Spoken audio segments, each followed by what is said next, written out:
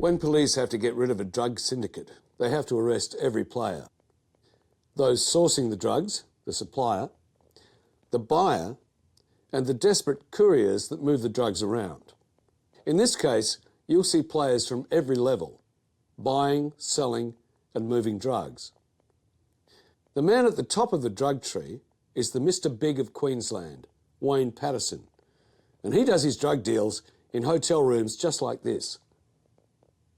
Or he did, before police got a tip-off.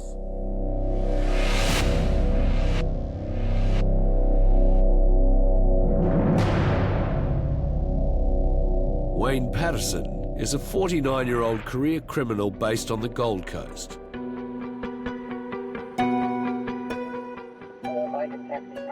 He walks with a cane, the result of an old car accident. And police have seen him regularly travel to Sydney to meet up with men who supply him with drugs. He was a businessman through and through. He tried to negotiate the best price for the best product that he could get. His business motto is simple: buy drugs on the cheap in Sydney. G'day. And then on-sell the drugs to street dealers on the Gold Coast. The Gold Coast, home to a good time. Eager schoolies arriving once a year to celebrate the end-of-year exams, and events like Indy, and a constant flow of backpackers. It's a gold mine for the likes of Wayne Patterson. Police need to shut him down. It's February 2006, and detectives put Wayne Patterson under video surveillance. This is some of their very first footage. It's straight from police archives. Okay, we've got our boy with the limp coming out. Looks like he's carrying his suitcase. We've got mustard shirt, carrying a red bag. In the early stages of the investigation, we didn't know who his suppliers were. We didn't know who his buyers were. And to work that out, police need to know what happens inside the hotel. So we had to think outside the square, and the best way was to install listening device capabilities of both audio and visual, which would give us an idea of what was happening inside those rooms. Police have only a few hours to sneak in and rig the room before the target will check in. It's good. Okay. What you're about to see is what police saw, recorded and played live from the room they just bugged.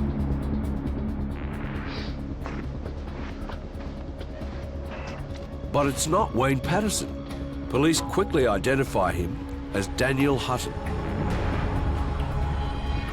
Daniel is a drug courier, and he's here to collect 3,000 ecstasy tablets for his boss. Mate, I'm in 617, room 617. Can you give me a ring? My mobile phone's flat too. At that particular time, Hutton didn't care what was happening. He thought he'd got away with it. He was going to get paid for a job that he was sent down to do, and he was quite happy and jovial on the phone to Patterson. Hang on, I'm just going to trap me boots on. Hang on, I've got you on loudspeaker, so you're right. Hang on, right, who's that with? No one. I'm just strapping me boots on. Is that with Delta or... Police can barely believe what they're seeing.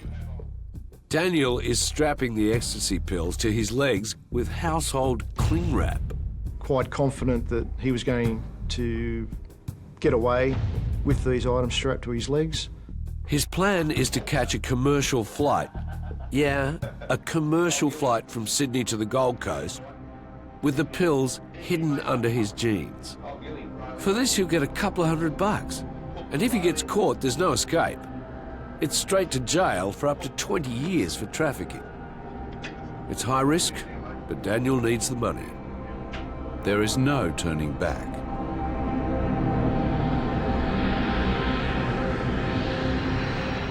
So did he make it? Did he get in his flight? Well, he got through the X-ray and he passed the explosives check. Well, that's no surprise, really. Ecstasy wouldn't have shown up on either of those. But just when he thought he was in the clear, he gets a tap on the shoulder. Come with me, sir. All designed to look like a random airport search. so police don't tip off the big boss, Wayne Patterson. Strapped to his legs were the ecstasy tablets that we'd seen him strapped to his legs back in the room. He just felt unlucky that he'd been the one picked out for this random drug search. And all this for just $500. Wayne Patterson's rate card for desperate drug mules. So will the drug lord take the bait, come out and be caught?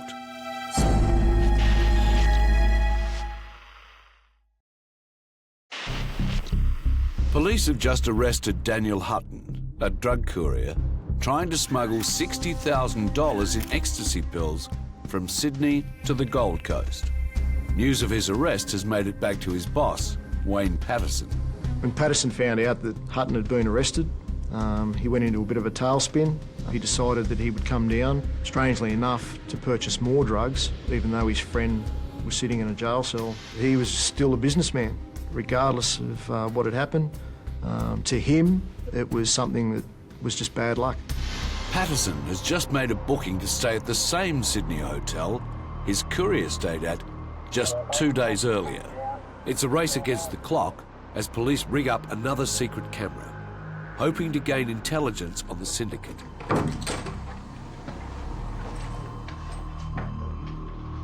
It's now 11 p.m. and Wayne Patterson is under surveillance. That's him in black with his back to the camera. There you go, buddy. Good, man, good. He's in Sydney meeting with his regular drug suppliers. Think of them as brokers or middlemen. They sell drugs to him in Sydney, and he will then sell those drugs on the streets of the Gold Coast. Anyway, to start with. The first supplier is Louis Ivanovsky. He's 40 years of age, unemployed, on welfare, and drives a black BMW, as you do. He was someone that was just out for a buck. He wanted to make money out of the enterprise that he was in. He had a bad back, so he wasn't able to work and make money, so this was his avenue of making a dollar. The guy on the left is Mr Big's driver, Scott Van Houten.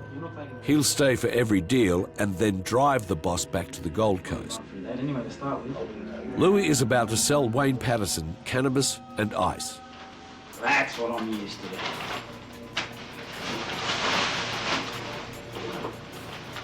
Hey, Tom, what's that? What's that? What does it look like to you? Joey, You're a bastard, you do. that's yours. Yeah, bro, look at it. It's chunky as. What's the matter with you? But at that time, there was a shortage of ice on the Gold Coast. There was an incentive for Patterson to come to Sydney. He could get it at the right price. He could get as much as he wanted, take it back to the Gold Coast. That's what I'm saying to you. That's why that shit's dynamite. But, like I said, dude, if you want to run with the other shit, run with the other shit next week. Makes no difference to me. Louis then suggested that he take an interest in a supply of cannabis leaf, a sample of which he'd brought to the room that evening, and which Patterson looked at and was interested in buying large quantities in the future. It's 1.5 pounds. That's a half pound. Another one's Yes, we 1 paid that pound. up to another fucking 50 grand, so it's free to 150 grand a week. Yeah, bring it on. They feed off. But there'll be no cash changing hands today. Wayne buys on tick or credit. And he'll only pay Louis once he's on-sold the drugs in Queensland. So if Wayne goes down, Louis loses the lot. Patterson has the goods and begins preparing the stash to take home to the Gold Coast. They were able to package the drugs in cryovac bags. They'd actually brought the cryovac machine to the room with bags, and fortunately for us, they decided to pack the bags right in full view of the camera. The cryovac is a vacuum sealer to keep the smell of the drugs in. Seeing these two package the drugs right in front of the camera there was just golden evidence. We couldn't have hoped for better.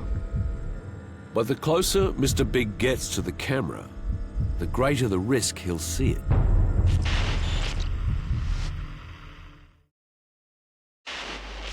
It's 2 a.m. and police have been secretly filming the occupants of a Sydney hotel room for 3 hours now. Drug dealing is a 24-hour business, and Wayne Patterson's next round of suppliers arrive. The man on the right is Ronnie Towell. Ronnie's done time for drug distribution in the UK and the United States. Ronnie Towell was a bit of a character, a bit of a larrikin. Liked to use a bit of his product that he was supplying. Again, another businessman, but probably not so much as shrewd as Patterson was. And now he's about to sell ecstasy. It won't be more, yeah, definitely. The most it could be is actually 653.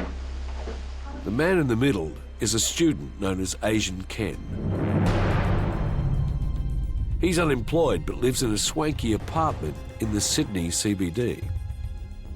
But what police don't yet know is that both Ronnie Towell and Asian Ken are big operators, and Patterson is just one of their clients. Now that the deals are done, it's party time. Ronnie pulls out a pipe and starts smoking ice. Meanwhile, police are like flies on the wall, watching their every move. But could the syndicate be getting spooked? They begin talking about Daniel HUTTON, the courier, and his random arrest at Sydney Airport. So what did he say? He goes, they've gone, oh, hang on, sir, excuse me, you've got something down there, put you in the room. Took you in the room, found it, bang, police. And I don't know if it's not a federal offence, is it a federal offence? No, it's in the States. No, it's the airport. They don't even know what laws they've broken. Their crimes are state-based, not federal. And you know what? They're going to have to analyse everything now. There's cameras all over the airport. There's my car dropping him off. There's no ands, ifs or buts. I dropped him off, man. Don't worry about the car. I did. I took him to the airport. They'd have a tape it out, wouldn't they? So we don't know yet. We don't know. No, we don't know shit. But the police know it all, and the net is closing in. That's it for sure. Wayne Patterson, the Mr Big of Queensland, has just purchased 430 grams of cannabis, 490 grams of methamphetamine, 650 ecstasy tablets, and 1.9 grams of cocaine. Now that's a lucrative cocktail by any standard, and it's all bound for the Gold Coast. Or is it? The quantity of drugs that he was taking back, we couldn't let that go back to, morally, we just couldn't let that go back to Queensland the way it was. Wayne Patterson can't risk another scare at the airport, so the pair decide to drive back to the Gold Coast. Police need to arrest Wayne Patterson far enough out of Sydney so that the other members of the syndicate don't get tipped off, but before he reaches the Queensland border and offloads the drugs. We made inquiries about the vehicle that they were travelling in, and we found out that the vehicle was actually a stolen car from a hire company up in Queensland. The stolen car excuse is perfect. That gave us good reason then to have the vehicle stopped. Halfway through his trip, just when he thought he was in the clear, Wayne Patterson is pulled over.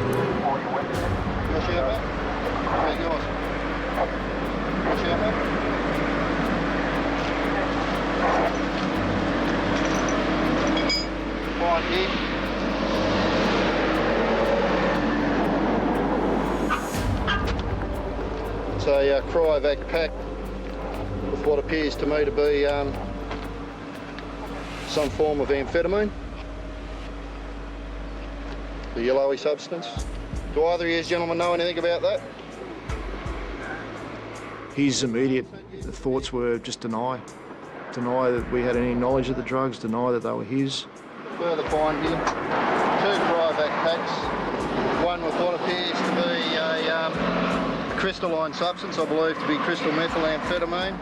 That's the ice supplied by Louis Ivanovsky just 8 hours earlier. And another pack with what appears to be MDMA tablets. And that's the ecstasy from Ronnie. Do you know anything about that, gentlemen? There's another package in here. Looks like it's about an a pound of cannabis. Either of you gentlemen know anything about that? Nothing at all? Right, I'll tell you, fellas, you're both under arrest. Wayne Patterson is handcuffed and led away. He's done millions of dollars in drug deals, but not anymore. he's going to jail. So now police are racing against the clock.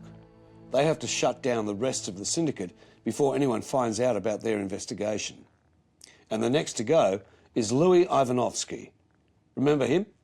He sold all that ice to Mr Big in the hotel room on credit. Well, he had no idea he was being filmed. And now, police have a little surprise for him. He's out of the view of the neighbours and we'll just give a quick search. Out of the view of the neighbours, you kidding me or what? Yeah, don't make any bothers. No. This is Louis the supplier's actual police interview. And this is the moment when officers reveal to Louis they have secret video of him selling drugs to Wayne Patterson. Is there anything you'd like to say about the video which is shown?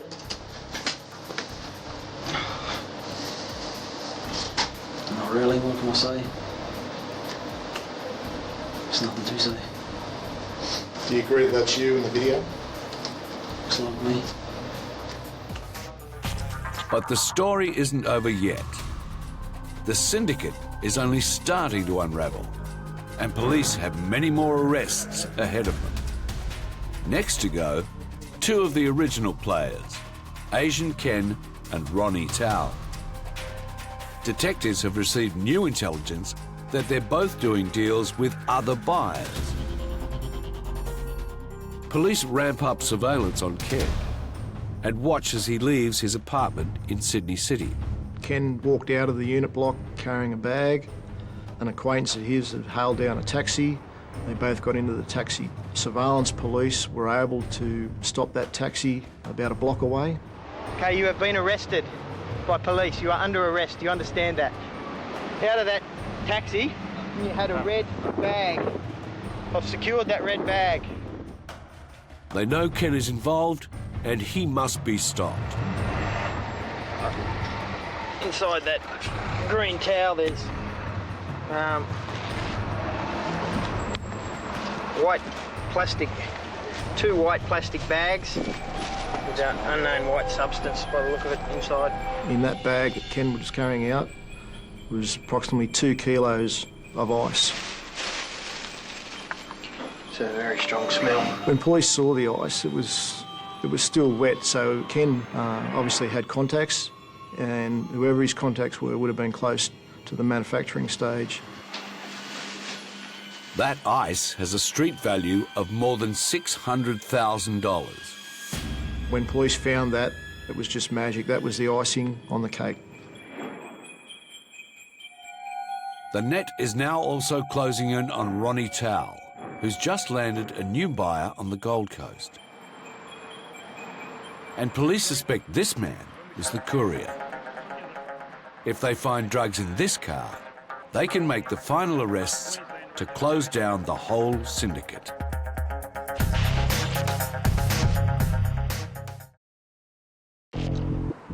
When one drug lord falls, there's always another ready and waiting to set up.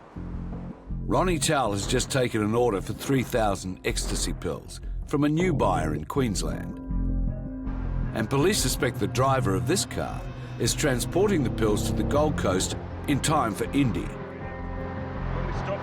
The courier is Daniel Saunders. Now police need to find his stash. There's nothing there as yet, but we have the video to search. What's that tower? I've got no idea. It was just there when I drove the car. But police know exactly what it is. It's the 3,000 ecstasy pills. And they know where it's headed. Enter Rochelle Primo. Exotic Gold Coast dancer by night, drug dealer by day. She was like a broker for her friends up there on the Gold Coast. The Indy car race was coming up on the Gold Coast, and one of her acquaintances puts in an order for 3,000 tablets. Queensland police make a move and do an early morning raid on the pole dancer's apartment. Police find mobile phones, SIM cards and documents directly linking Rochelle and Daniel Saunders to the Wayne Patterson syndicate. We didn't seize any drugs. However, she was clearly, from our phone intercepts, we had enough evidence on her to charge her with her involvement particularly in regards to the supply of that 3,000 tablets which Daniel Saunders was arrested with. That leaves one final target. Out in the open on a street in Bondi Junction in Sydney, Ronnie Towell is arrested. Mr Towell was under arrest at 2:47 p.m. this afternoon for supplying prohibited drugs. Mr Towell, can you just turn around for the camera? Sorry? Do you understand the caution I've just given you, that you don't have to say anything? Yes. Do you understand that I informed you you're under arrest? Yes.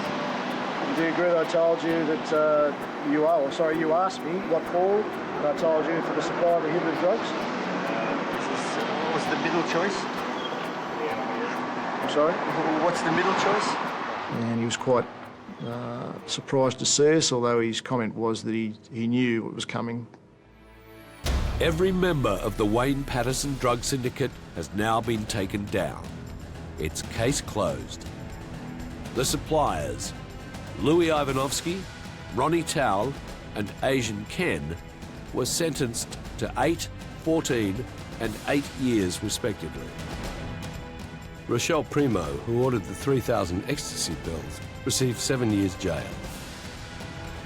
Drug couriers Daniel HUTTON and Daniel Saunders were sentenced to 6 years and 3 years behind bars. Scott Van Houten, the driver, got 4 years and 8 months jail time for his role in the syndicate. And as for the puppet master, the Mr Big of the syndicate, Wayne Patterson, he was sentenced to 16 years in jail.